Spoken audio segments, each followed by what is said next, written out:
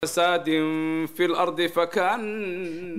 was supposed to happen last year, postponed without explanation.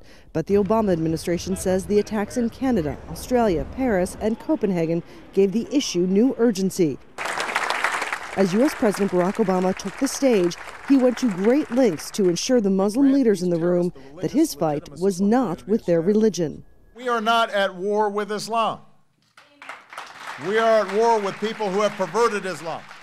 With that in mind, officials have been careful to not use the words Islamic extremism, but the agenda is solely focused on working with Muslim communities, and that has some activists concerned. We are concerned about the effects and the potential backlash that this will have, especially in light of the recent the spur of hate crimes that we've seen across the nation. The White House is trying to avoid Muslim communities feeling like they've been singled out because they believe that when people feel excluded from society, they are much more likely to have sympathy for extremists.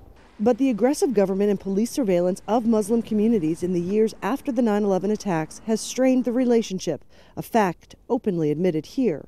We reinforce the false narrative that America's at war with Islam when we appear to violate our own requirements of the Constitution regarding surveillance. When we mix surveillance and outreach, this is a very short-sighted thing to do, and I encourage members of law enforcement to not do it. U.S. officials say ISIL is actively recruiting American Muslims through social media, and they acknowledge if they have any hope of figuring out who might be susceptible to the message, convinced to launch attacks in the U.S. or travel overseas to fight, they'll need the help of Muslim communities to find them. They're hoping a personal appeal from the president will help bridge the current deep divide.